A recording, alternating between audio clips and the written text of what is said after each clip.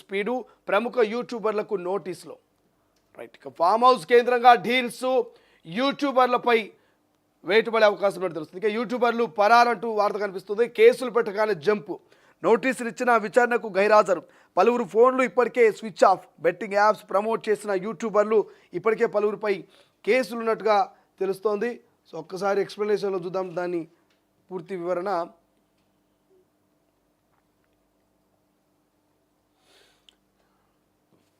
Betting apps promotion స్కామ్లో మరిన్ని సంచలనాలు బయటపడుతున్నాయి.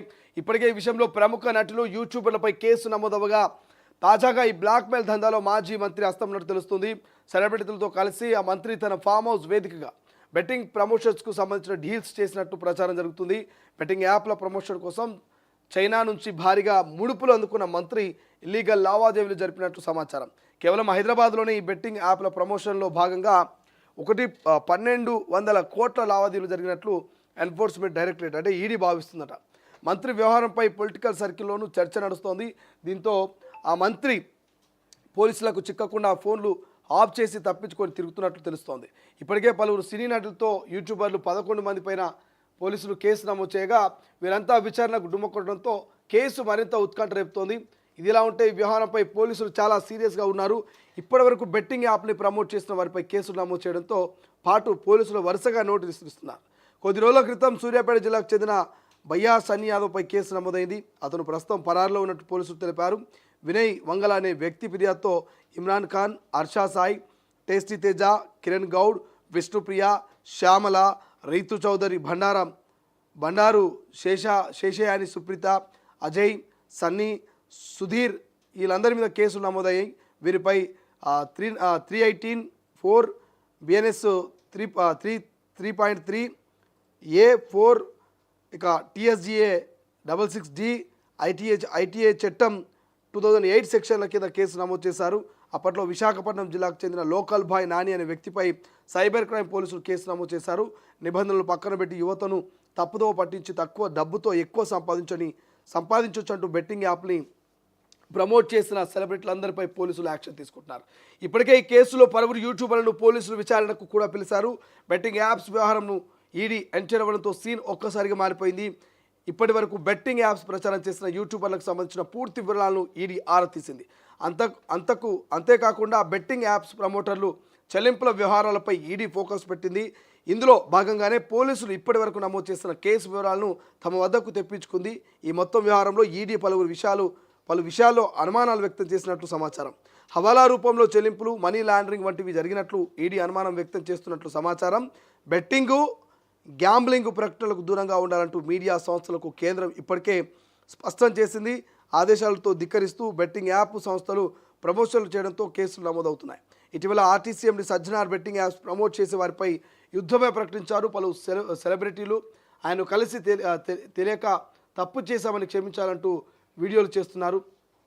ప్రస్తుతం ఆన్లైన్లో బెట్టింగ్ యాప్స్ వల్ల కలిగే నష్టాలపై అవగాహన కల్పించాలంటూ నెటిజన్లు కోరుతున్నారు. ఒకప్పుడు యూట్యూబర్లు అంటే ట్రావెల్, హెల్త్, షార్ట్ ఫిలిమ్స్, వంటలకే ఉపయోగపడే వీడియోలు చేసేవారు. అలాంటి వీడియోల మధ్యలో ప్లే అయిన యాడ్స్ ద్వారా వారికి గూగుల్ డబ్బులు వచ్చేది. ప్రస్తుతం సైబర్ నేరగాల దృష్టిలో వీడియోలు చేసే వారిపై పడింది. వారితో బెట్టింగ్ యాప్స్ ప్రమోట్ చేస్తే ఎక్కువ మంది సొమ్ము కాజేజ్ అనే యోచనతో ఎక్కువ మొత్తం చెల్లించి ప్రచారం చేస్తున్నారు. ప్రస్తుతం కేంద్ర రాష్ట్ర ప్రభుత్వాలు వాటిపై ఉక్కుపాదం మోపుతుండటంతో బెట్టింగ్ యాప్స్పై ప్రమోట్ చేసే వారిపై కేసులు నమోదయ్యాయి. సోషల్ మీడియాలో వైరల్గా మారిన వీడియోలు మధ్యలో బెట్టింగ్ యాప్స్కి సంబంధించి ప్రమోషన్లు చేస్తే లక్షల్లో డబ్బులు వస్తాయని కొందరు తెలియక బెట్టింగ్ యాప్స్ ప్రమోట్ చేస్తే మరికొందరు డబ్బు కోసం చేస్తున్నారు. Betting apps online games promote చేస్తే సైబర్ నేరగాళ్ళు వారికి యాడ్లతో వచ్చే దానికంటే ఎక్కువ సొమ్ము మూట చెప్తారు. అధిక డబ్బుకు ఆశపడుతున్నట్టు యూట్యూబర్లు, సోషల్ మీడియా ఇన్ఫ్లుయెన్సర్స్ ప్రమోట్ చేస్తున్నారు. అలాంటి వీడియోలు చూసిన కొందరు సామాన్యులు తమ ఖాతాలో ఖాళీ చేసుకున్నారు. పెట్టుబడి పెట్టి అప్పుల ఊబిలో కూరుకుపోయారు. చేసిన అప్పులు తీర్చలేక ఆత్మహత్యలు చేసుకున్న ఘటనలు ఎన్నో ఉన్నాయి. ఇటీవల ఇలాంటి కేసులు రాష్ట్రంలో అత్యధికమవుతున్నాయి. ఇక ఈడీ ఎంట్రీతోటి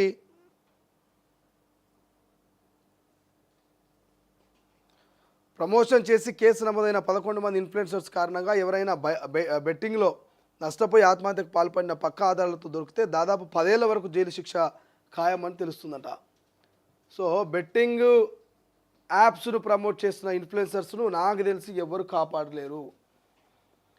బెట్టింగ్ యాప్స్ ప్రమోట్ చేసి కోట్ల రూపాయలు కొల్లగొట్టినటువంటి యూట్యూబర్స్ ఇన్ఫ్లుయెన్సర్స్ను ఇంకెవరు కాపాడలేరు.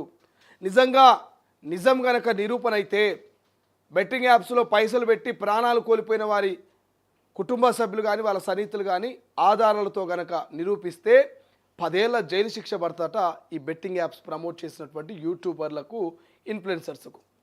సో ఇక మిమ్మల్ని ఎవరూ కాపాడలేరు. మీరు తప్పు చేసినాము మమ్మల్ని క్షమించడని వీడియోలు పెట్టినా ముసలి కన్నీరు కాల్చినా దాని చట్టం తన పని తాను చేసుకోకపోతే తప్ప మీ ముసలి కన్నీళ్ళకో మీ రిక్వెస్ట్లకో ఎక్కడ కూడా చట్టం తలంచదు. సో సజ్జనాలు ఒక యుద్ధం చేస్తున్నాడట. ఆ యుద్ధం దేశవ్యాప్తంగా పాకుతున్నది. కేంద్ర రాష్ట్ర ప్రభుత్వాలు వీటి మీద ఉక్కుపాదం మోపుతా ఉన్నట్టు ఈ బెట్టింగ్ యాప్స్ మీద. గతంలో మనం చూసేది ఫుడ్ ట్రావెల్స్, హెల్త్కి సంబంధించిన వీడియోస్ కావచ్చు, లేకపోతే ఇతరితర కొన్ని షార్ట్ ఫిలిమ్స్, లేకపోతే మోటివేషనల్ ఇతరితర కొన్ని వీడియోస్ మనం చూసేది. ఆ వీడియోస్ మధ్య 8 నిమిషాలకు 9 నిమిషాలకు ఒక యాడ్ వస్తే ఆ యాడ్ ద్వారా యూట్యూబర్స్ డబ్బులు సొంతం చేసుకుని డబ్బులు సంపాదించుకునేది. కానీ ఇప్పుడు అట్లా కాదు. మొత్తం సైబర్ నేరగాలు వీళ్ళను కాంటాక్ట్ అవ్వడం, ఒక బెట్టింగ్ యాప్ని ఒక ఏదైనా వేరే ఇతరితర యాప్లు మీరు ప్రమోట్ చేస్తే ఒక్కో యాప్ మీకు 1,00,000, 2,00,000, 3,00,000 వాళ్ళ ఫాలోవర్స్ని బట్టి వాళ్ళ వ్యూవర్షిప్ని బట్టి ఇన్ఫ్లుయెన్సర్స్కి సంబంధించినటువంటి వాళ్ళ సబ్స్క్రైబర్స్ని బట్టి వాళ్ళకి డబ్బులు ఇచ్చేది. సో వీళ్ళు దొరికిందే సందని చెప్పేసి కోట్ల రూపాయలు సంపాదించుకోవాలి, ఇక బిల్డింగ్లు కట్టాలి, ఫేమస్ కావాలి, మనం కూడా లక్షాధికారులము కోటీశ్వరులం కావాలన్నటువంటి అత్యుత్సాహంతో ఇష్టం వచ్చినటువంటి బెట్టింగ్ యాప్స్ని ప్రమోట్ చేసి ఎంతోమంది ప్రాణాలకు వీళ్ళు కారణమైనటువంటి పరిస్థితి. సో పాపం ఊరికేనే పోదు కదా. ఈడీ ఎంట్రీ ఇచ్చింది. ఈడీ ఉత్తగానే ఎంట్రీ ఇయ్యదు. మనీ లాండరింగ్ జరిగినా, హవాలా ఏమైనా ఉంటే ఈడీ ఎంట్రీ ఇస్తుంది. సో ఇక్కడ మనీ లాండరింగ్ ఏమైనా జరిగిందా, హవాలా రూపంలో ఏమైనా డబ్బులు మరి ఇతర దేశాల నుంచి ఇక్కడికి ఏమైనా వచ్చినాయా, సో ఈ అన్నిటి కోణంలో ఈడీ ఎంట్రీ ఇచ్చి ఈడీ విచారణ చేస్తూ ఉంది. ఇప్పటికీ 11 మంది సినీ ప్రముఖులకు, ఇన్ఫ్లుయెన్సర్స్, యూట్యూబర్స్ అందరికీ కలిపి 11 మందికి నోటీసులు ఇస్తే ఒక్క వ్యక్తి కూడా ఈ నోటీసులకు స్పందించి ఈ విచారణకు హాజరు కాని పరిస్థితి కనిపిస్తుంది. బయాస్ అనియాదవ్ ఫరార్లో ఉన్నాడట. ఇమ్రాన్ ఖాను చెక్కేసినట్ట మన రాష్ట్రం వదిలేసి. ఇక మిగతా ఇన్ఫ్లుయెన్సర్స్ కూడా ఆ టేస్టీ తేజ, ఇంకో 2-3 ఏమో విష్ణుప్రియ లాంటి వాళ్ళు మేము స్టేషన్కు రాము, మాకు టైం కావాలి, 2-3 రోజులు మాకు సమయం ఇవ్వండి అని చెప్పేసి ఆయన పేరేదో ఆయనను శేఖర్ భాషను పోలీస్ స్టేషన్కి పంపించారు. బెట్టింగ్ యాప్స్ ఏమో మీరు ప్రమోట్ చేస్తారు, తెర మీద మీరే కనిపిస్తారు, వచ్చిన పైసలు మీరే తీసుకుంటారు. కానీ కేసులు అనేసరికల్లా శేఖర్ భాషను పంపిద్దామా, మనం దుబాయ్ చెక్ చేద్దామా, గోవా పోదామా. సో ఇవన్నీ కూడా పోలీసులు గమనిస్తున్నారు. విచారణను ఖచ్చితంగా ఎదుర్కోవాల్సిందే, విచారణకు హాజరు కావాల్సిందే, మీరు ప్రశ్నలకు సమాధానాలు చెప్పాల్సిందే. నేను నిన్న కూడా చెప్పిన, ఈడీ అడిగే ప్రశ్నలు మామూలుగా ఉండవు. నువ్వు ఎన్ని బెట్టింగ్ యాప్స్ ప్రమోట్ చేసినావు, ఎంత డబ్బు సంపాదించినావు, నువ్వు ఎక్కడి నుంచి ఆ డబ్బులు తీసుకున్నావు, వాటికి ఏమైనా ట్యాక్సులు కట్టినావా, లీగల్గా తీసుకున్నావా, ఇల్లీగల్ తీసుకున్నావా, మరి హవాలా రూపంలో తీసుకున్నావా, ఎట్లా తీసుకున్నటువంటి ఒక్కొక్క ప్రశ్న అడిగితే మైండ్ అంతా కూడా బ్లాస్ట్ అయిపోవాలి. అట్లుంటుంది ఈడీ క్వశ్చనింగ్ అంటే. కేటీఆర్ లాంటి వాళ్ళే ఈడీ విచారణకు పోవాలంటే గజ వణికిన సందర్భాలు ఉన్నాయి. సో బెట్టింగ్ యాప్స్ ప్రమోటర్స్ మాత్రం దయచేసి ఇప్పటికైనా ఇంకా ప్రమోట్ చేసే వాళ్ళు ఆపండి. ఇన్ని రోజులు ప్రమోట్ చేసిన వాళ్ళు దయచేసి మీరు ఒక యుద్ధానికి తెరలేపండి. ప్రమోషన్ చేసిన వాళ్ళందరూ కూడా మెల్లగా దాన్ని బంద్ చేసే ప్రయత్నం చేయండి. మీ దగ్గర ఉన్నటువంటి ఆ అక్రమంగా సంపాదించిన డబ్బుని పేదోళ్ళకో లేకపోతే ఇతరితర మంచి కార్యక్రమాలకు ఉపయోగించేటువంటి ప్రయత్నం చేయండి. లేకపోతే ఈ 11 మంది లిస్ట్లో ఇంకా 111 మంది చేరినా ఆశ్చర్యపోవాల్సిన అవసరం లేదు. ఇప్పటికే చాలామంది ఫోన్లు స్విచ్ ఆఫ్ చేశారు, వాట్సాప్ స్టేటస్లు లేవు, ఇన్స్టాలో యాక్టివ్గా లేరు. మొన్నటిదాకా రీల్స్ మీద రీల్స్ చేసి పొద్దుగాలు లేవంగానే ఇన్స్టాలో కనిపించేది, పొద్దున్న లేవంగానే ఫేస్బుక్లో పోస్ట్ కనిపించేది, ఇక వాట్సాప్లో స్టేటస్ కనిపించేది. ఎక్కడ పోయిరు మీరంతా? ఇవాళ వాట్సాప్ బాధపడుతుంది మీ పోస్టులు లేక, ఇన్స్టాగ్రాము ఏడుస్తున్నది మీరు యాక్టివ్గా లేక, ఫేస్బుక్ ఇబ్బంది పడుతున్నారు ఎక్కడ పోయిరు వీళ్ళు పోస్టులు పెట్టేదని, యూట్యూబ్ ప్రమోట్ చేసే వాళ్ళంతా కూడా ఎక్కడ పోయారని యూట్యూబ్ కూడా బాధపడుతున్నది. సో మరి మీరు మళ్ళీ యాక్టివ్ కావాలి, కానీ ఈ ఫేక్ బెట్టింగ్లతో కాదు. జనాలని మార్చే విధంగా, జనాలకు మంచి చెప్పే విధంగా మీరు యాక్టివ్ కావాలి.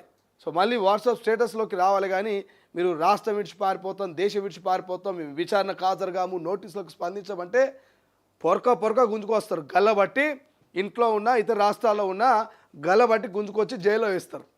ఉత్తరం ఇడిచిపెడతారు అనుకుంటున్నారు. పాపం చూద్దాం ఏమవుతుందో చూద్దాం. ఎందుకంటే సజ్జనార్ కూడా సీరియస్గా ఉన్నాడు. ఎంతోమంది ప్రాణాలు పోయినాయని. ఇక వీళ్ళు ఇక్కడ గమ్మత్తు ముచ్చడేం తెలుసా, ఇన్ఫ్లుయెన్సర్సు, యాక్టర్సు, సినీ ప్రముఖులు అనుకున్నాం. కానిస్టేబుల్ ఉన్నాడు, ఓ ప్రభుత్వ ఉద్యోగి, బాధ్యతారహితంగా ఉండాల్సినటువంటి ఒక రక్షకుడు. ఇక ఇది కూడా వదిలేస్తే పొలిటికల్ లీడర్ ఉన్నాడట, ఒక మాజీ మంత్రి. ఫామ్ హౌస్ మొత్తాన్ని మెయింటైన్ చేస్తూ ఫామ్ హౌస్లో బెట్టింగ్ యాప్స్ను ఇక ఎట్లా ప్రమోట్ చేయాలి, డీలింగు చైనా వాళ్ళ నుంచి పెద్ద పెద్ద ముడుపులు తీసుకొచ్చి కొన్నటువంటి ఇన్ఫ్లుయెన్సర్స్ని కూర్చోబెట్టి దావతులిచ్చి వాళ్ళకు ఇక బెట్టింగ్ యాప్స్ను ప్రమోట్ చేయమని చెప్పి ఓ మాజీ మంత్రుడు అట. మాజీ మంత్రిని పట్టుకునే ప్రయత్నం కూడా పోలీసులు చేస్తున్నారట. మరి మాజీ మంత్రి ఎవరు, ఏ పార్టీకి చెందిన ఆయన, బీఆర్ఎస్ఆ, బీజేపీ, కాంగ్రెసా, ఎవరు ఆ మాజీ మంత్రి అనేటువంటి ఆలోచన పడ్డది. మరి ఏ మాజీ మంత్రి, ఏ జిల్లాకు సంబంధించినటువంటి మాజీ మంత్రి అని మొత్తం సర్చ్ల మీద సర్చ్లు చేస్తున్నారట. ఆ మాజీ మంత్రి కనుక బయటపడితే ఈ కేసు ఇంకాస్త ఒక బ్లాస్టింగ్ అయిపోతుంది, ఇంకాస్త విస్తృత స్థాయిలో దీని మీద అందరు ఫోకస్ అయ్యి అందరు అటెన్షన్ అవుతారు. కాబట్టి ఆ మాజీ మంత్రి ఎవరు అనేది ఒక ప్రశ్న. రైట్, పార్టీ మారలే, బీఆర్ఎస్లోనే ఉన్నాం,